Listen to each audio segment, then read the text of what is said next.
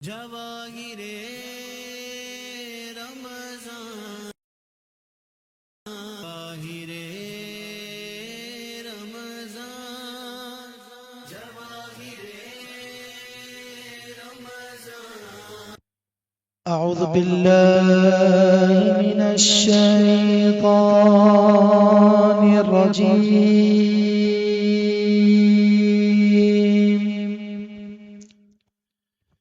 بسم الله الرحمن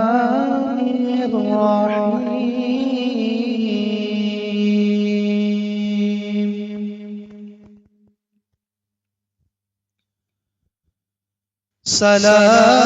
سلام قولا من رب رحيم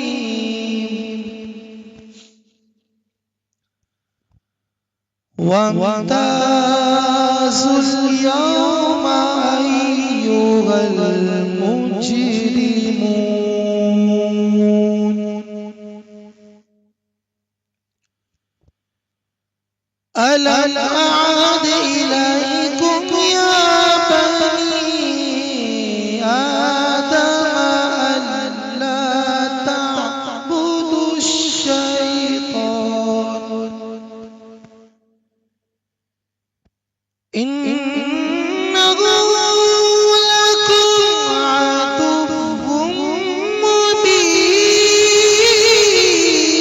مبين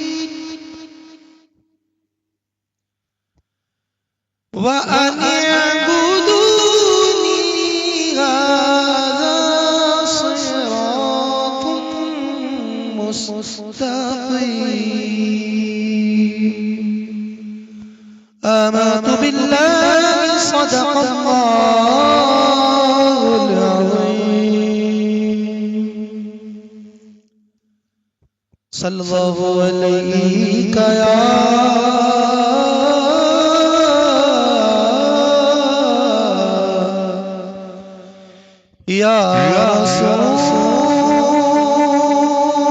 رسول الله وسلم عليك يا حبيب الله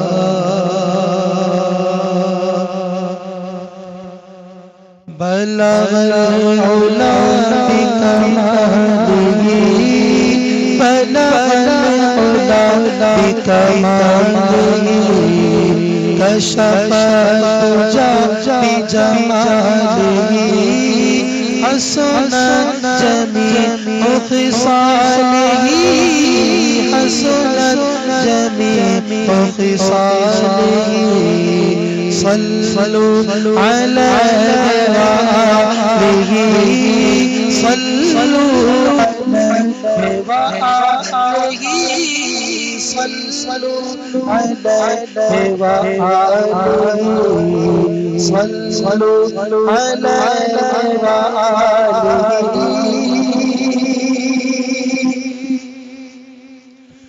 میں برا سلا بھی برا سہی مگر ان سے میرا واسطہ میں برا سلا بھی برا سہی برا سلا بھی برا سہی مگر ان سے میرا واسطہ میری لاج رجنا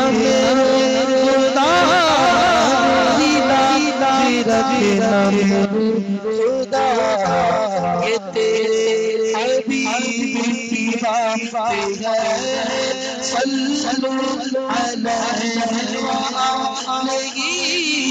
صلوا علیہ وآلہ صلوا علیہ وآلہ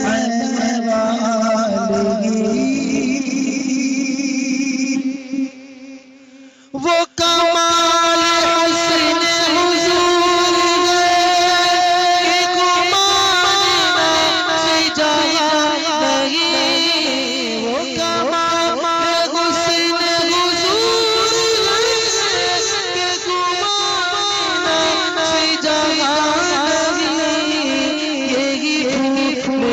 سے دور گئے یہی پھول خار سے دور گئے یہی شمع ہے یہ دھواں نہیں صلو علیہ وآلہ صلو علیہ وآلہ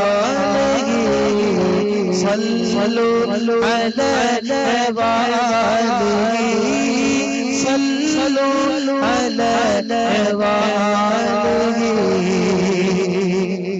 کوئی پاس کے بھی دور گئے کوئی پاس کے بھی دور گئے کوئی پاس کے بھی دور گئے اور کوئی دور بھی پاس گئے کوئی پاس کے بھی دور گئے کوئی دور کے بھی پاس گئے مگر اس میں کوئی کرے بھی کیا مگر اس میں کوئی کرے بھی کیا مگر اس میں کوئی کرے بھی کیا یہ فقط نصیب کی بات ہے صلو علیہ وآلہ صلو علیہ وآلہ صلو علیہ وآلہ صلو علیہ وآلہ کرو تیرے نام پہ جان فدا کرو تیرے نام کرو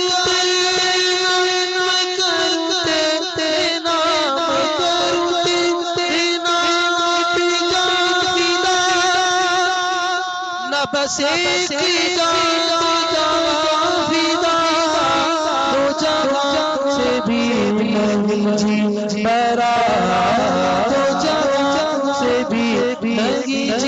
برا تو جہاں سے بھی نہیں جی برا کروں کیا کرو جہاں نہیں تو جہاں سے بھی نہیں جی برا کروں کیا کرو جہاں نہیں بلا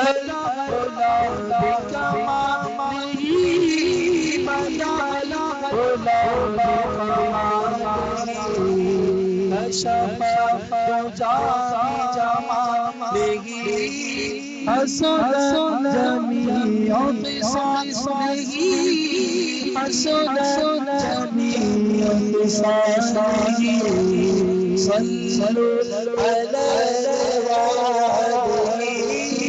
صلوا علیہ وآلہ صلوا علیہ وآلہ کرو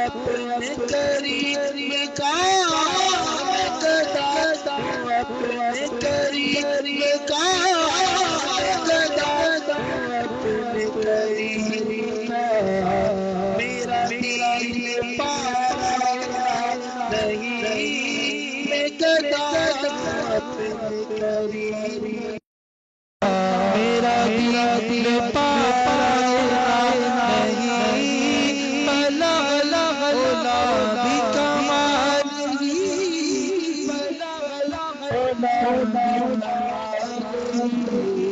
کشف بھی جمال حسن جمیع خصاصه حسن جمیع خصاله صلوا عليه وآله صلوا عليه وآله صلوا عليه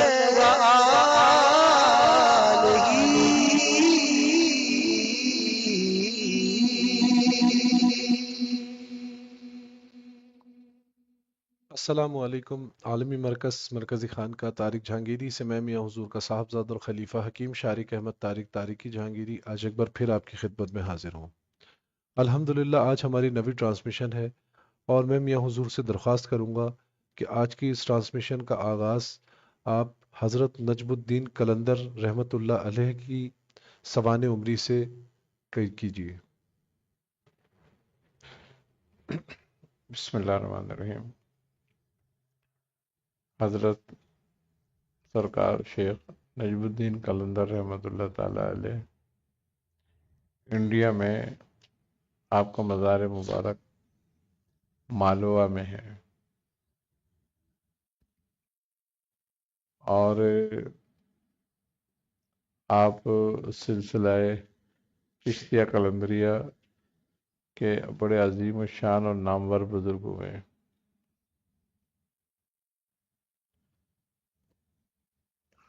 آپ کی عمر مبارک جو ہے وہ قریباً 175 سال ہوئی ہے،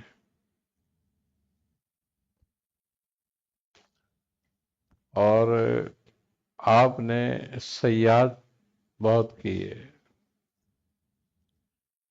آپ حضرت شیخ نظام الدین غزنوی رحمۃ اللہ علیہ کے صاحبزادے ہیں اور ان کے جانشین بھی ہیں، اور حضرت نظام الدین غزنوی رحمۃ اللہ علیہ جو ہیں وہ حضرت شیخ نور الدین مبارک غزنوی رحمۃ اللہ علیہ کے اولادوں میں سے بیٹے ہیں۔ آپ حضرت شیخ شہاب الدین سہروردی رحمۃ اللہ علیہ کے بھانجے ہیں، حضرت نور الدین مبارک غزنوی۔ آپ حسینی سادات سے ہیں۔ حضرت شیخ نجم الدین قلندر رحمۃ اللہ علیہ کا موریثی اور ابتدائی جو سلسلہ ہے جو اپنے والد سے ان کو ملا وہ سہروردی قادری سہروردی ہیں۔ آپ کے والد بزرگوار جو تھے حضرت نظام الدین غزنوی رحمۃ اللہ علیہ، وہ قادریہ مشائخ میں بڑے عظیم المرتبت تھے، اور کہتے ہیں کہ قادریہ خاندان میں حضرت سیدی شیخ عبدالقادر الجیلانی رحمۃ اللہ علیہ کے بعد اس وقت آپ سورہ مزمل شریف کے سب سے بڑے عالم تھے، عامل تھے، اور آپ کو سورہ مزمل شریف اپنے والد سے ہی اجازت اس کی ملی تھی، اور ریاضت کے طریقے جو ہے وہ آپ سے ہی آپ کو تعلیم ہوئے تھے۔ ہمارے سلسلے میں سورہ مزمل کی اجازت آپ سے ہی ہے۔ اکثر بڑے بڑے مشائخ نے آپ سے سورہ مزمل کی آن کی اجازت لی ہے۔ آپ نے سفر کیے، آپ مکہ مکرمہ میں قریباً 50 سال کے قریب رہے ہیں، اور آپ وہاں پر ایک عرصے تک لوگوں کے وضو کا پانی اکٹھا کرنے کے لیے آپ کی ڈیوٹی لگی ہوئی تھی کہ جو حجاج وہاں جاتے تو آپ ان کے لیے وضو وغیرہ کے پینے کے لیے پانی کا انتظام کرتے، اور وہ آپ خود مشقت کرتے اور پانی ان کے وضو کے لیے اکٹھا کرتے۔ دن بھر آپ اس ڈیوٹی پہ رہتے اور رات کو آپ اپنی عبادت میں مشغول ہوتے۔ وہاں ایک پتھر تھا، اس پہ آپ بیٹھ جاتے جا کے ایک پہاڑی کے چٹان پہ، اور رات بھر وہاں ذکر و اذکار کرتے۔ تو جو لوگوں نے آپ کو دیکھا اور آپ سے ملاقات کی وہ کہتے ہیں کہ آپ کی پیشانی پر، اور بالکل آپ کے خلفاء جو ہے بیان کرتے ہیں کہ آپ کی پیشانی پہ اسم غوث جو ہے وہ تحریر تھا۔ تو آپ کا لقب بھی غوث دہر ہے. آپ کو پورا نام آپ کا جو بزرگ لیتے ہیں وہ شیخ نجم الدین قلندر غوث دہر کے نام سے، یعنی دہر کے مقصد زمانہ ہے کہ آپ زمانے کے قلندر غوث میں ہیں. ایک عرصے تک آپ وہاں رہے، پھر آپ کو حکم ہوا کہ آپ واپس ہندوستان کی طرف جاؤ اور وہاں تبلیغ دین کرو. پھر آپ نے وہاں سے سفر کیا اور اب ہندوستان آئے. آپ بے شمار بزرگوں سے ملے ہیں. آپ کو 3 بزرگوں سے خاص نسبت رہی ہے جن سے آپ کو خلافت اور اجازت بھی ہوئی اور ان سے آپ کا سلسلہ بھی چلا. حضرت کے والد شیخ نظام الدین غزنوی، حضرت، اور پھر اس کے علاوہ آپ حضرت شیخ نظام الدین محبوب الہی نظام الدین اولیاء دہلوی کی خدمت میں بھی ایک عرصے تک رہے، ان سے خلافت اور اجازت لی. اور اسی طریقے سے آپ جو ہیں پھر حضرت پیر خضر رومی رحمۃ اللہ علیہ سے بھی بیعت ہوئے اور ان سے بھی ایک عرصے تک فیض کیا آپ نے. ہندوستان میں جتنا قلندری سلسلہ ہے وہ انہی سے ہی ہے پھیلا ہے. آپ ہی اس کے سرخیل ہیں اور آپ سے بے شمار یہ سلسلہ پھیلا اور اللہ تعالیٰ نے آپ کو عمر بھی لمبی عطا فرمائی تھی. اس میں قریباً آپ کی 175 سال عمر ہوئی ہے. آپ کا آخری وقت مالوہ میں گزرا. یہ انڈیا کا ایک سٹی ہے مالوہ. وہیں آپ کا وصال ہوا اور وہیں آپ کی تدفین ہوئی. اور آپ اپنے خلفاؤں میں بڑے جلیل القدر خلفاء چھوڑ کے گئے، جن میں ایک جن سے ہمارا سلسلہ چلا ہے حضرت شاہ قطب بینائے دل ہے. تو اللہ تبارک و تعالی نے آپ کے ذریعے بے حد ترویج اسلام کا کام لیا اور آپ نے بہت زیادہ اسلام کی ترویج بھی کی اور بہت زیادہ آپ کے خلفاؤں نے بھی دین اسلام کو پھیلایا اور آپ کی کراماتیں بھی بڑی مشہور ہوئی ہیں وہاں پہ.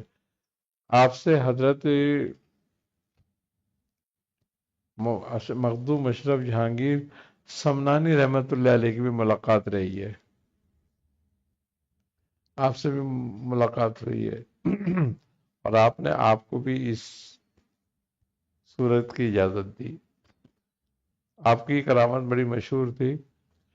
وہی کہ حضرت مخدوم جب آپ سے ملاقات کے لیے گئے تو ان کی زیارت کے لیے لوگ آن کر شروع ہو گئے، اکٹھے ہو گئے. کچھ تو آپ کے مریدین آپ کے ساتھ تھے اور کچھ لوگ اکٹھے ہوئے تو تقریباً 1,00,000 کے قریب لوگ اکٹھے ہو گئے.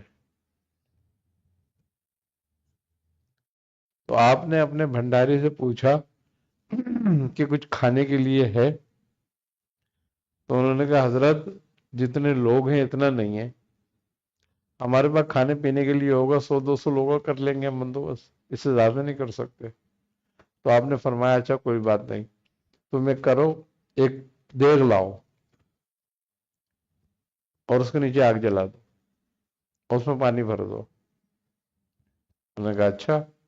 وہ دیگ لائے، انہوں نے اس میں نیچے آگ جلائی اور پانی بھر دیا. آپ نے فرمایا جتنے بھی درختوں کے سوکھے پتیاں سب اٹھا لاؤ، ان کو دھو اور اس دیگ میں ڈال دو. وہ دیگ میں ڈال دیے. آپ نے فرمایا کہ جاؤ اب جو تم نیت کرو گے وہ اس میں سے نکلتا رہے گا. اس دیگ سے 1,00,000 لوگوں کو کھانا کھلایا آپ نے 3 دن تک، ایک دیگ سے، اور اس میں کچھ ڈالا بھی نہیں تھا.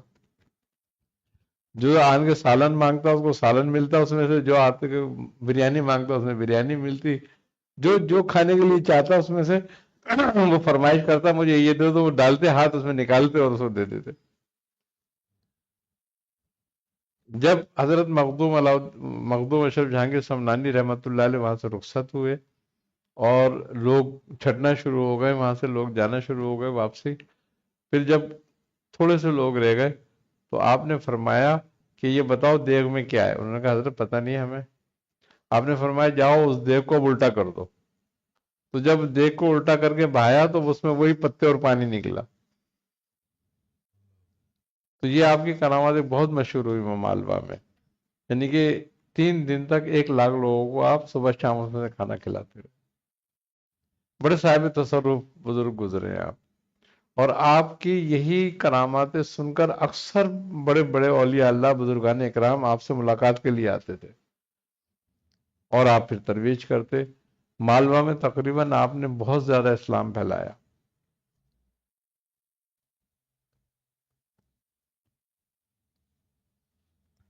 حضور جیسے ان کے بارے میں کہا جاتا ہے کہ یہ غوث الدہر ہیں، تو جیسے کہ حضرت بدیع الدین قطب المدار کے بارے میں کہا جاتا ہے کہ آپ قطب المدار ہیں، حضرت غوث پاک کے بارے میں کہا جاتا ہے آپ سے بڑا کوئی غوث نہیں ہے، اور حضرت معین الدین چشتی رحمۃ اللہ علیہ سے کے بارے میں منسوب ہے کہ آپ سے بڑا کوئی ولی نہیں ہے. تو ان میں کیا ڈفرنس کیا ہوتا ہے ولایت ولی میں، غوث میں اور قطب میں؟ اصل میں سب یہ اپنی اپنی جگہ تکوینی مراتب ہیں. تکوینی مراتب ہیں یہ. اور ایک زمانے میں غوث بھی ہوتے ہیں، کتب بھی ہوتے ہیں، ولی بھی ہوتے ہیں، اخیار بھی ہوتے ہیں، نجبہ بھی ہوتے ہیں، نقبہ بھی ہوتے ہیں، رقبہ بھی ہوتے ہیں، اوتاد بھی ہوتے ہیں، ابدال بھی ہوتے ہیں. یہ تکوینی معاملات کے اندر جو ہیں ایک پوسٹیں ہیں، ایک مراتب ہیں، ایک درجات ہیں جو اللہ تبارک و تعالیٰ کی طرف سے قائم کیے گئے ہیں. یعنی کہ یہ بندوں کا سسٹم نہیں ہے. اب حدیث بھی ہے شام کے لیے کہ 40 ابدال شام میں ہر وقت موجود ہوتے ہیں. دنیا میں 7 اوتاد ہیں. دنیا کو پوری کو 7 حصوں میں تقسیم کیا گیا ہے. ہر حصے پر ایک اوتاد جو ہوتا ہے حاکم ہوتا ہے. تو اس طریقے سے جو یہ تکوینی مراتب ہے سارے یہ. میاں حضور حضرت نجم الدین قلندر سے منسوب کوئی عمل تعلیم فرماتے ہیں؟ حضرت نجم الدین قلندر رحمۃ اللہ علیہ سے تو بے شمار عملیات ہیں، لیکن 2 اسما جو ہیں آپ کے ہاں زیادہ مشہور ہوئے اور پڑھے جاتے ہیں. یا باسطو یا عزیزو.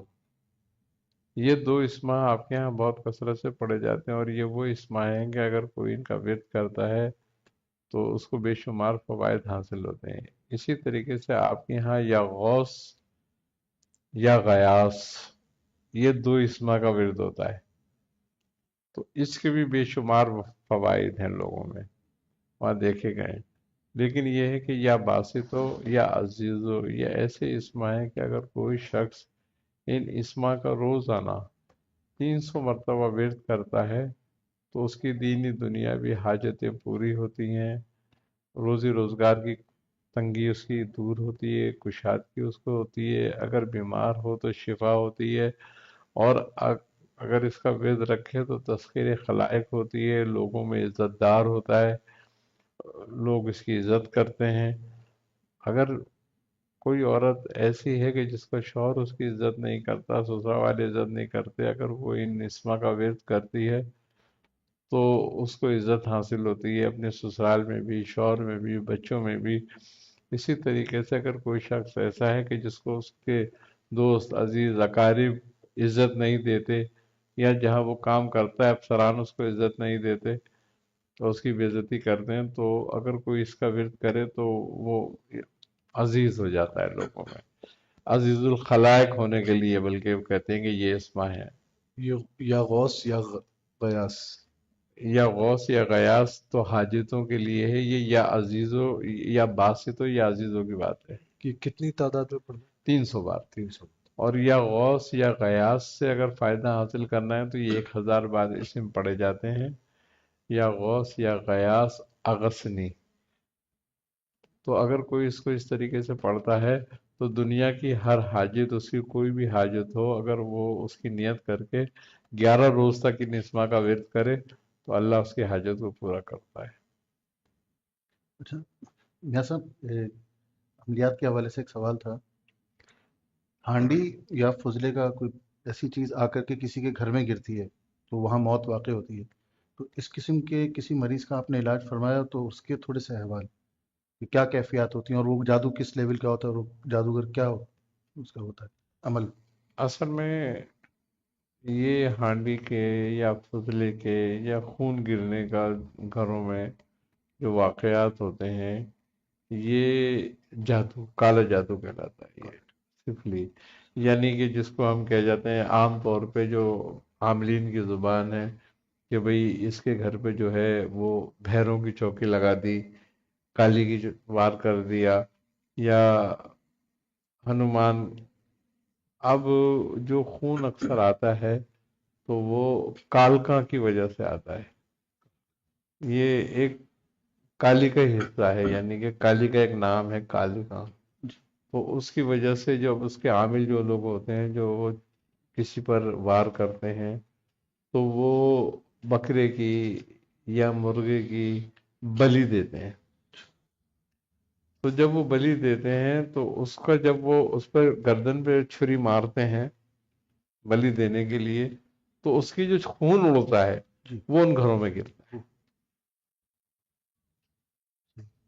یعنی کہ اس عمل کی یہ تاثیر ہے کہ جس گھر میں وہ پھر جس کے لیے کرتے ہیں اس گھر میں وہ خون پہنچتا ہے تو پھر وہ وہاں پر اس کا اثر شروع ہو جاتا ہے اس عمل کا. تو اس میں بیماریاں، موت کا واقع ہونا، بعض اوقات تو ایسا بھی دیکھا ہے کہ ایک کا 40واں ہوا اور ایک کی میت اٹھی، ایک کا 40واں ہوا ایک کی میت اٹھی. اس طرح سے بھی دیکھا گیا ہے یہ. تو اب اس کے علاج کے لیے اس کا علاج جو ہے کوئی عام آدمی نہیں کر سکتا صحیح. جب تک کہ وہ اس معاملے سے پوری جانکاری نہ رکھتا. نہ ہو اس کو کہ اس کا علاج کیسے ہوگا. اچھا، پھر دوسری بات یہ ہے کہ اس کام کے اندر بعض اوقات جو یہ چوکیاں لگائی جاتی ہیں تو اس طریقے کے بھی عمل کرے جاتے ہیں جس میں خود عامل کی جان کے لیے خطرہ بن جاتا ہے. یعنی کہ وہ عمل کو اس طریقے سے کرتے ہیں، وہ بندش کو اس طریقے سے باندھتے ہیں، ان چیزوں کو بھیجتے ہیں. اب ایک اس میں بہت سارے لوگوں نے تو اس چیزوں کا نام بھی نہیں سنا ہوگا. ایک چوکی کہلاتی ہے، وہ کہلاتی ہے رکتا بیر کی. رکتا ویر. رکتا بیر. ٹھیک ہے. رکتا بیر جو ہے یہ رکت سے، رکت کہتے ہیں وہ خون کو، ہندی زبان میں رکت کہتے ہیں خون کو. تو رکتا بیر کی چوکی یعنی کہ خونی بیر کی چوکی. اب جو وہ چوکی جس پہ لگتی ہے اس کے گھر میں اکثر خون گرتا ہے ان کے. ایک بات. دوسری بات یہ ہوتی ہے کہ اس کو جو کو کاٹنے بیٹھے گا، یعنی توڑنے بیٹھے گا، اس کے عمل کو توڑے گا، وہ اس پہ بھی حملہ کرے گا، اس کا بھی خون بہائے گا.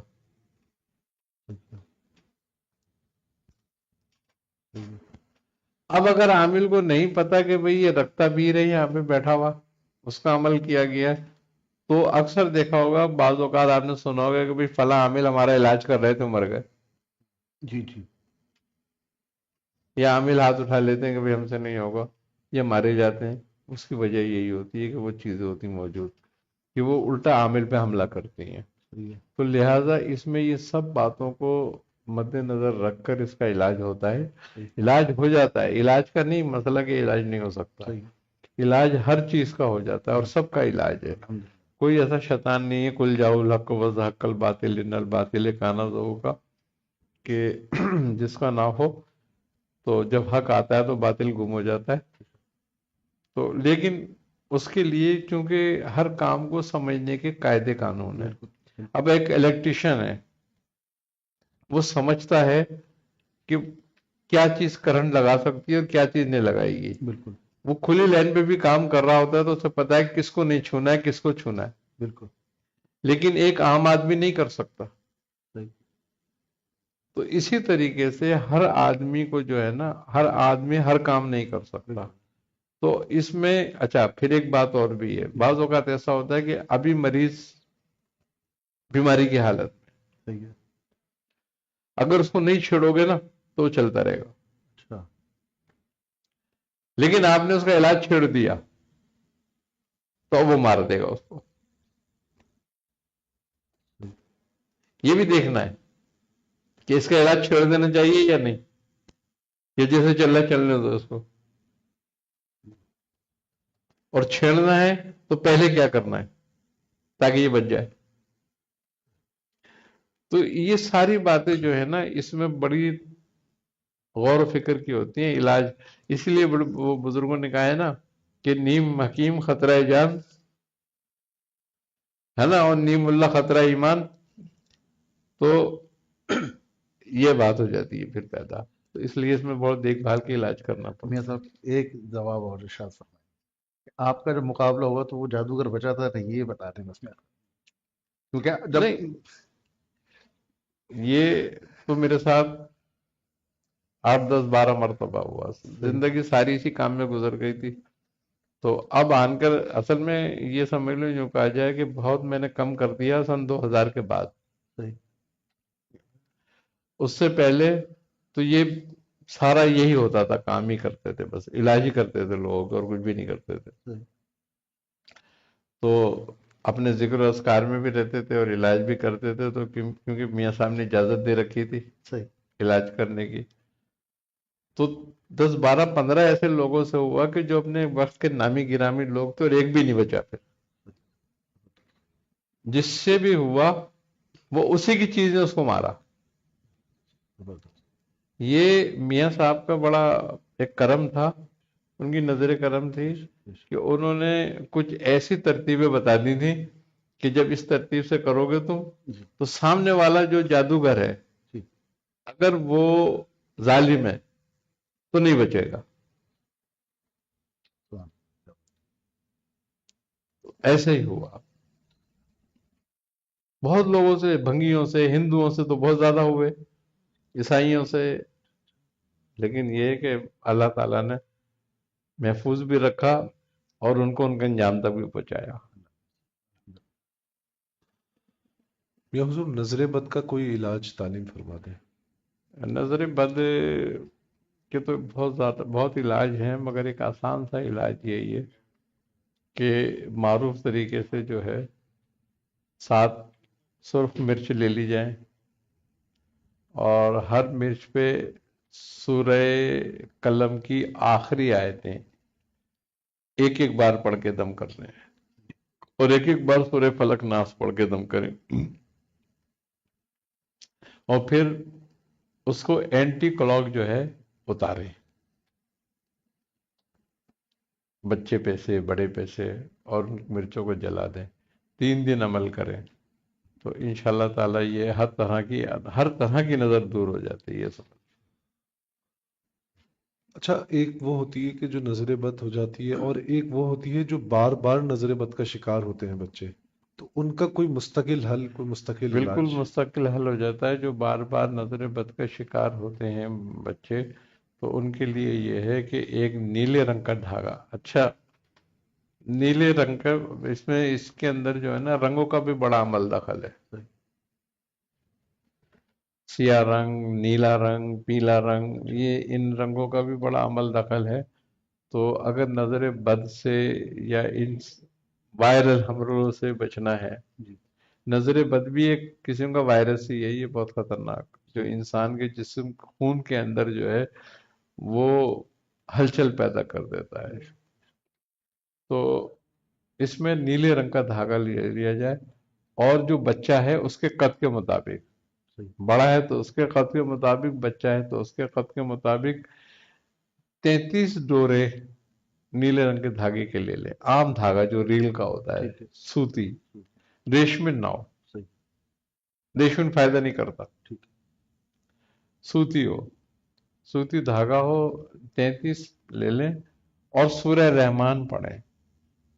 جب فَبِأَيِّ آلَاءِ رَبِّكُمَا تُكَذِّبَانِ آئے تو اس آیت پہ گرہ لگائیں اور ایک مرتبہ سورہ فلق اور ایک مرتبہ سورہ ناس پڑھیں.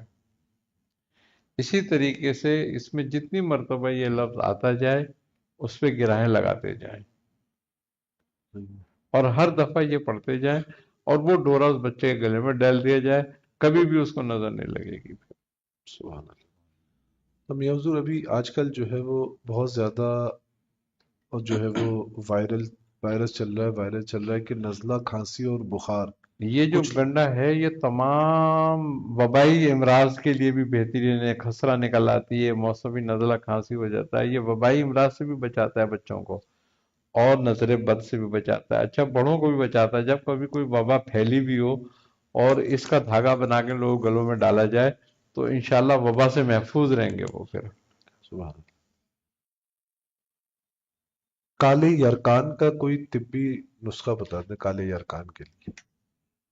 کالے یرکان کا طبی نسخہ بہت اچھا ہے اور بہت باقاعدہ نسخہ ہے یہ، یعنی کہ یہ ٹوٹکا نہیں ہے کوئی، یہ باقاعدہ نسخہ ہے کہ ہر طرح کا یرکان، کالا ہو پیلا ہو کوئی سا بھی ہو یرکان، ان سب یرکانوں میں فائدہ کرتا ہے یہ۔ کلمی شورہ، نوشادر،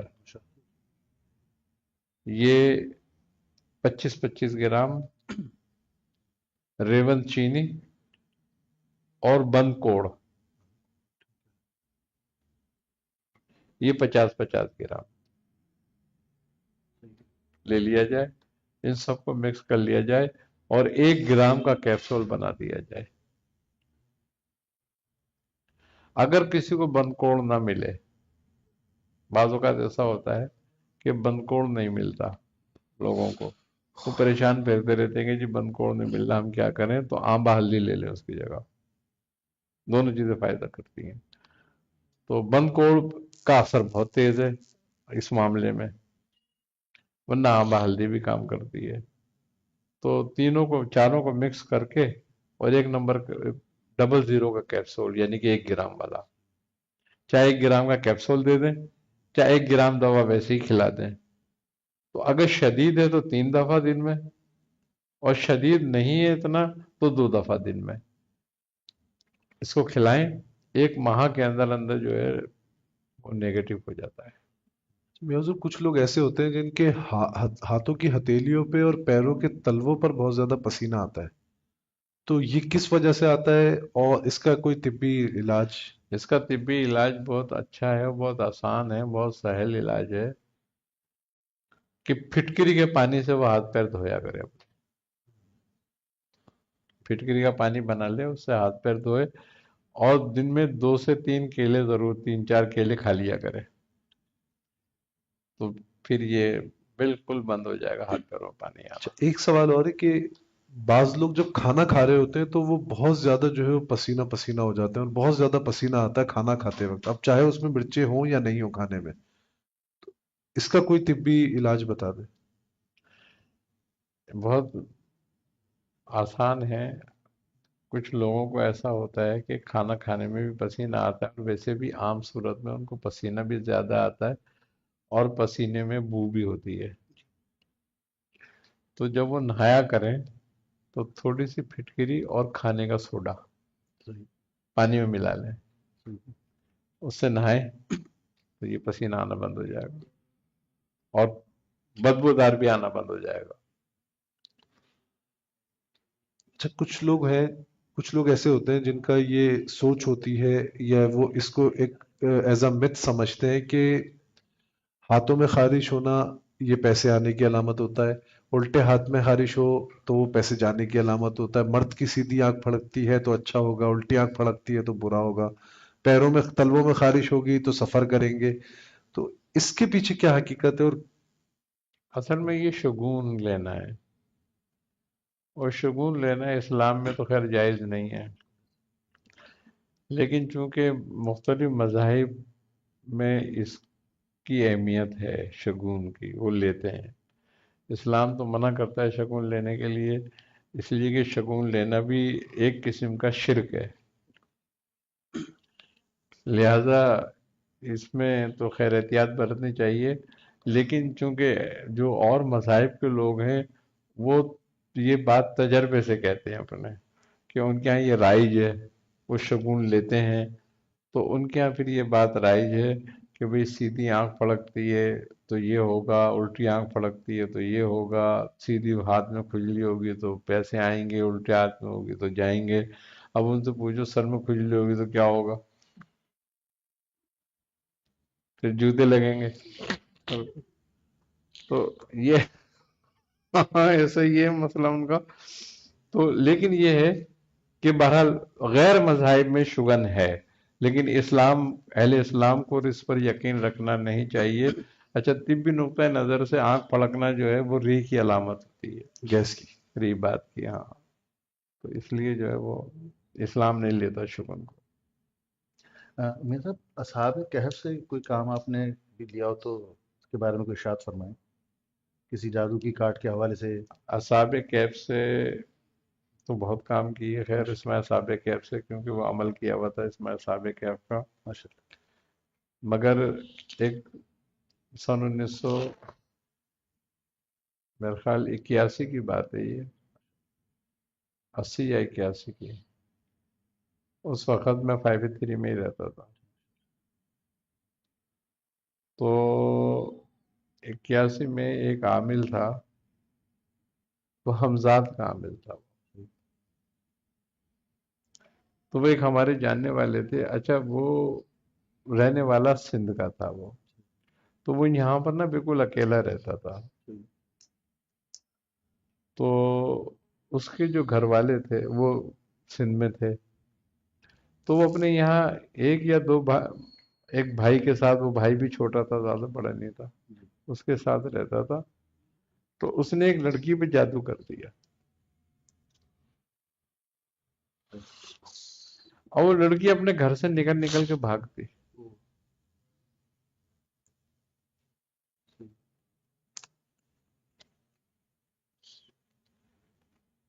تو گھر والے بڑے پریشان ہو گئے کہ ہم کیا کریں۔ اچھا، جاتی اس کے گھر کی طرف ہی وہ، ایک دن انہوں نے گھر والوں نے اس کو پکڑا زور زور سے، ان کو دروازہ بجنے کی آواز آنے لگی، انہوں نے کہا یار کیا ہو گیا، یہ کون ہے؟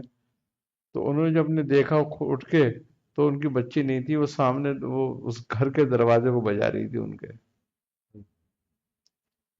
تو وہ پکڑ کے لے کر آئے وہاں سے اس کو۔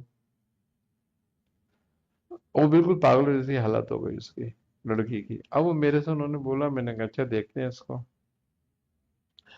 خیر اس کا کچھ تعویذ دیے پینے کے لیے، اس کو میں نے کہا یہ پلا دو اس کو، تھوڑا سا علاج کر دیتے ہیں۔ تھوڑی بہتر ہوئی، ان نے پھر کر دیا۔ اب وہ میں نے پھر اس کو تعویذ دے دی ہے۔ اب وہ آدمی جو تھا نا، ایک دن اتفاق سے میں باہر سامان کے لیے جا رہا تھا، ایک دکان پہ کھڑا ہوا تھا، کچھ سامان لے رہا تھا، تو وہ وہاں آ گیا۔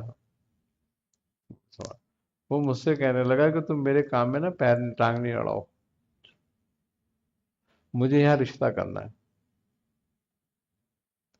میں نے کہا بھائی اگر تجھے رشتہ کرنا ہے تو بے رشتہ بھیج دو ان کے گھر پہ، یہ جادو کر کے کیا ملے گا تجھے؟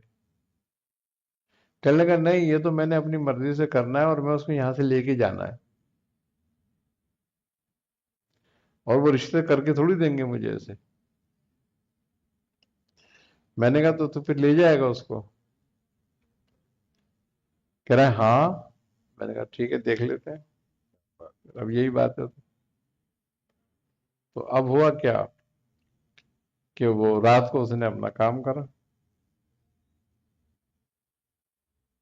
خیر اتفاق کی بات یہ ہوئی کہ جب وہ اس نے کام کرا اپنا، اب کام اس نے لڑکی پہ نہیں کیا، مجھ پر کیا۔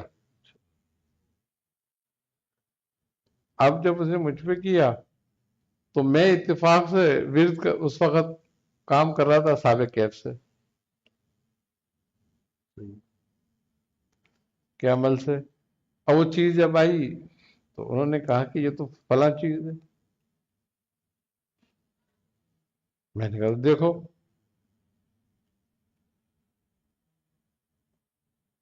ایک کوئی 5 منٹ گزرے تھے کہ اس کے گھر سے چیخنے کی آوازیں آنا شروع ہو گئی، محلے والے اٹھ گئے، کیا ہو گیا کیا ہو گیا، اس سے زور زور سے چیخ رہا بچاؤ بچاؤ بچاؤ۔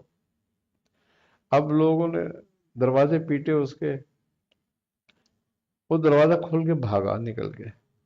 کیا ہوا؟ کہنے لگے ایک بہت بڑا کتا تھا۔ جس نے مجھ پہ حملہ کیا ہے.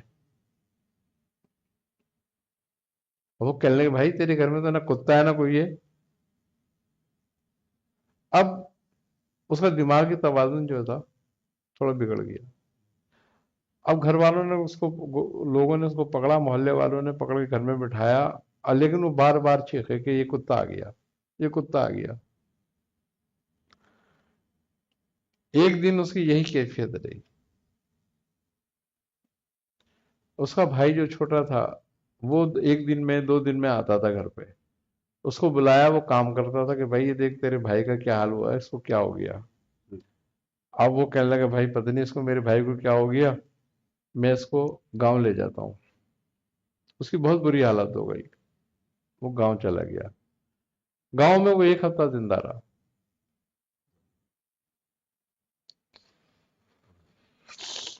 وہ اس کو رسیوں سے باندھ کر رکھا ہوا تھا، لیکن وہ چیختا تھا کتا آ گیا، کتا آ گیا، مجھے مار رہا ہے، مجھے کھا رہا ہے، تم لوگ بچا نہیں رہے مجھے. وہ اسی طرح چیخ چیخ کے مر گیا. اب ہمیں تو پتہ ہی نہیں کیا ہوا کیا نہیں ہوا. اس کا بھائی جب واپس آیا تو اس نے محلے والوں کو بتایا کہ یار اس کے ساتھ تو پتہ نہیں کیا ہوا، ایسے ایسے ہو گیا تھا اور وہ تو بہت بری حالت میں مرا. بالکل ایسا ہو گیا تھا جیسے کوئی پاگل نہیں ہوتا آدمی، پاگل ہو گیا تھا بالکل. تو یہ جو میں نے دیکھا ہے ان اسما کی، اور بالخصوص اس ان اسما میں قطمیر کا جو معاملہ ہے، جی جی جی. یہ ظالموں کو نہیں چھوڑ.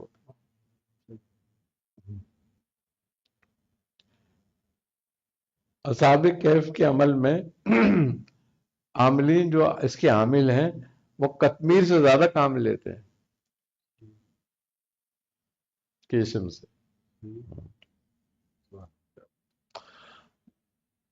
میں حضور ایک آخری سوال ہے، اس کے بعد ہم لائیو سوال لیں گے. کہ ایک بھائی کا سوال ہے کہ پیسہ جو ہے وہ آتا ہے اور الحمدللہ روزگار بھی صحیح چل رہا ہے، لیکن گھر میں جو ہے نا وہ پیسے میں خیر و برکت نہیں ہے. آخری کی تاریخوں میں جو ہے وہ ہاتھ بہت زیادہ تنگ ہو جاتا ہے. اللہ تعالیٰ کو اپنے مال میں حصے دار بنا لیں، خیر و برکت بھی ہوگی. کیا بات. جو آمدنی ہو اس میں سے 2.5 سے 3% جو بھی کوئی ان کی حیثیت بنے وہ پہلے نکال لیا کرے اللہ کے نام کا. غرباؤں میں اللہ تعالیٰ خیر و برکت بھی دے گا، کشادگی بھی دے گا اور کبھی محتاجگی بھی نہیں آئے گی. جو چاہے کہ اب اس کا کاروبار بڑھے تو وہ اللہ تعالیٰ کو اپنا شریک بنا لے، حصے دار بنا لے اپنے مال میں. سبحان. جی لائیو سوال ہے. السلام علیکم ورحمۃ اللہ وبرکاتہ. میرا نام معاذ ہے، میں لاہور سے بات کر رہا ہوں.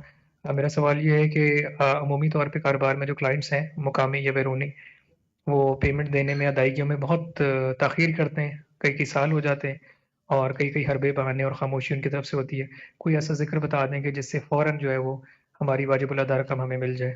جزاک اللہ. السلام علیکم.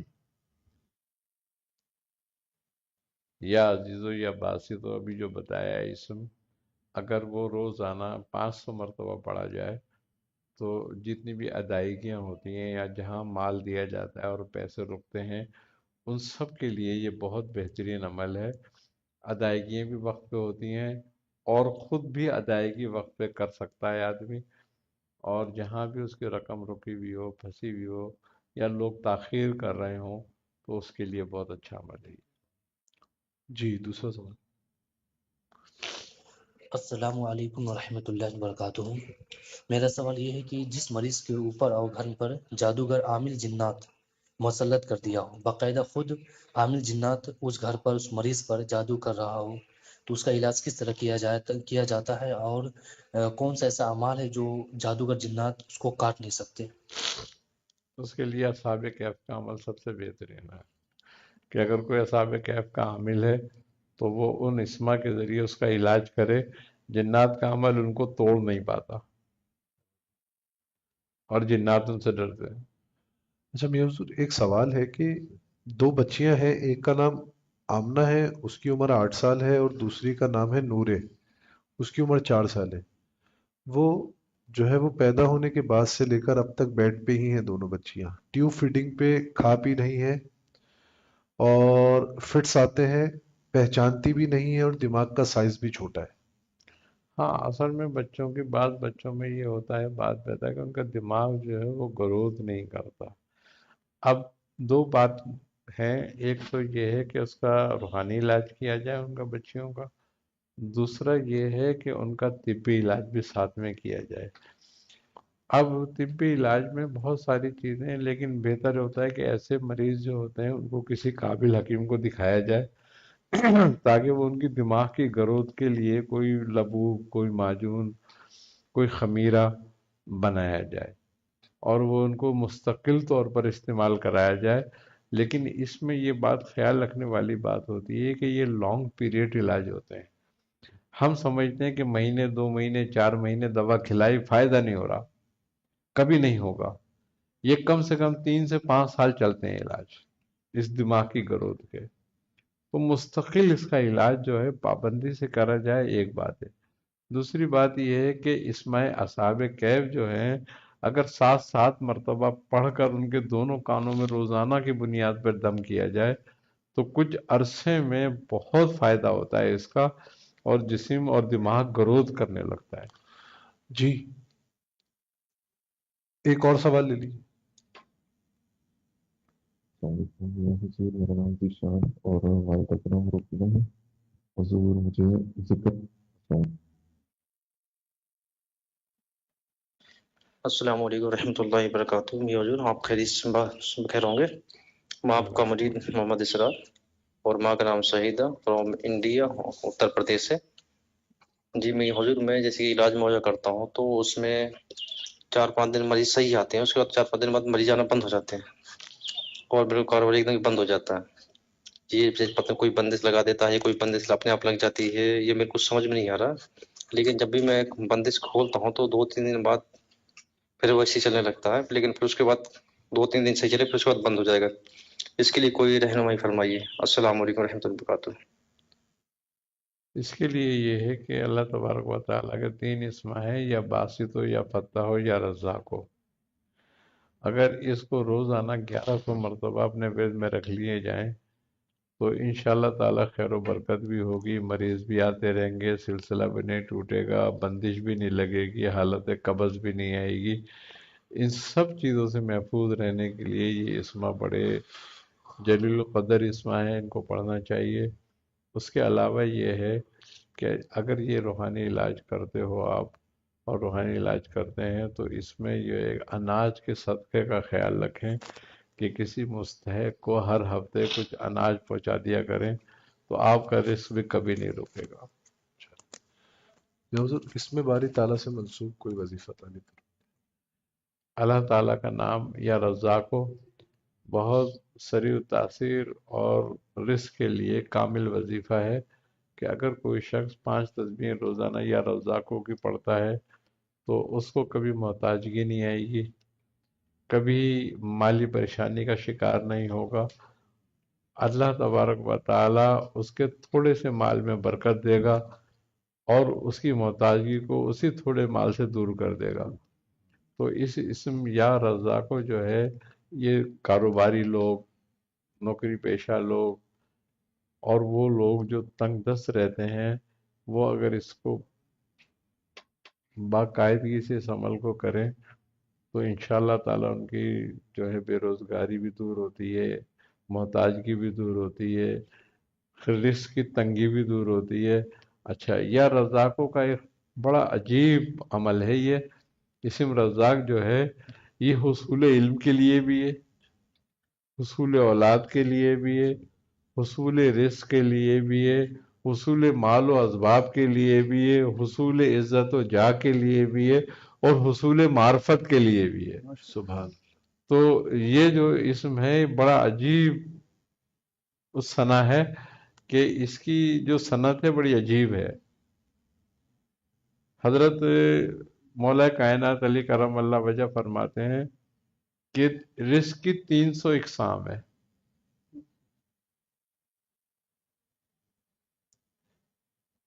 آئی نا سمجھ؟ اور ان 300 اقسام کے اندر تمہارا علم بھی رزق میں ہے، تمہارے دوست احباب بھی رزق میں ہے، تمہارے بیوی بچے بھی رزق میں آتے ہیں۔ ये सारी चीजें रिस्क में आती हैं तुम्हारे। यानी कि अगर कोई इस इसम को, ये बड़ा कामिल इसम है, अगर कोई इस इसम का विरद करता है तो बुजुर्गान इकराम इसको हजरत मीकाइल अलैहिस्सलाम से मंसूब करते हैं कि ये हजरत मीकाइल अलैहिस्सलाम का जिक्र है, और आप ही तमाम रिस्क के फरिश्ते तकसीम रिस्क के लिए। तो इस इसम की बहुत अच्छी है कि जो जिस मुराद के लिए, हुसूल के लिए इस इसम का विरद करेगा, अल्लाह उसकी पूरी करेगा। जज़ाकल्लाह। बैत फरमाइए। पढ़ें औज़ु बिल्लाहि मिनश शैतानिर रजीम, बिस्मिल्लाहिर्रहमानिर्रहीम। मैंने तौबा की अपने तमाम गुनाहों से, जिन्हें मैं जानता हूँ, जिन्हें मैं नहीं जानता, और मैं अहद करता हूँ अपनी बाकी ज़िंदगी अल्लाह के रसूल के फरमान के मुताबिक गुजारूंगा। पढ़े ला इलाहा इल्लल्लाह मोहम्मद रसूलुल्लाह। मैंने आपको ख़ानदान आलिया कादरिया, सिलसिला आलिया, सोहरवर्दिया, चिश्तिया, कलंदरिया, नक्शबंदिया, बुलुलाइया, जहांगीरिया में दाखिले सिलसिला मुरीद किया, आपने कबूल किया, कबूल किया, कबूल किया, अल्हम्दुलिल्लाह। अल्लाहुम्मा सल्ली अला सय्यिदना मौलाना मुहम्मदिन नबील उम्मी मादिल जूदी वल करम व अला आलिहि व बारिक व सल्लिम। या इलाहुल आलमीन या रहमुर रहीमीन या रहमुर रहीमीन या रहमुर रहीमीन। अपने हबीब सल्लल्लाहु अलैहि वसल्लम के सदक़े तुफ़ैल में हमें हर तरह की गुमराहियों से, मोहताजियों से, ज़िल्लतों से, रुसवाइयों से, हर तरह के ज़ाहिरी बातिनी अमराज से, हर तरह की आफ़ात नागानियाँ, अमवात नागानियाँ, अमराज नागानियाँ, अमवात नागानियाँ से महफूज फरमा।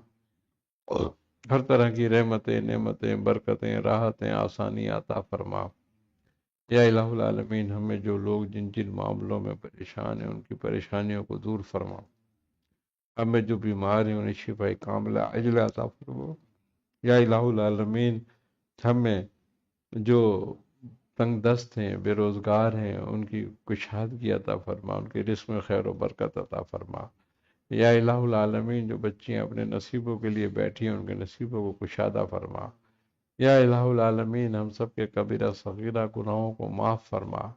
हमारी छोटी मोटी थोड़ी बहुत इबादतों को अपनी बारगाह में कबूल फरमा। या इलाहुल आलमीन, अपने हबीब सल्लल्लाहु अलैहि वसल्लम के सदक़े तुफ़ैल में हमें दुनिया में ईमान पे इस्तिक़ामत अता फरमा, ईमान पे ख़ात्मा बिल खैर फरमा। या इलाहुल आलमीन, हमें दुनिया और आखिरत में अहले बैत के ग़ुलामों में कबूल फरमा। रब्बना तक़ब्बल मिन्ना इन्नका अंतस समीउल अलीम व तुब अलैना इन्नका अंतत तव्वाबुर रहीम।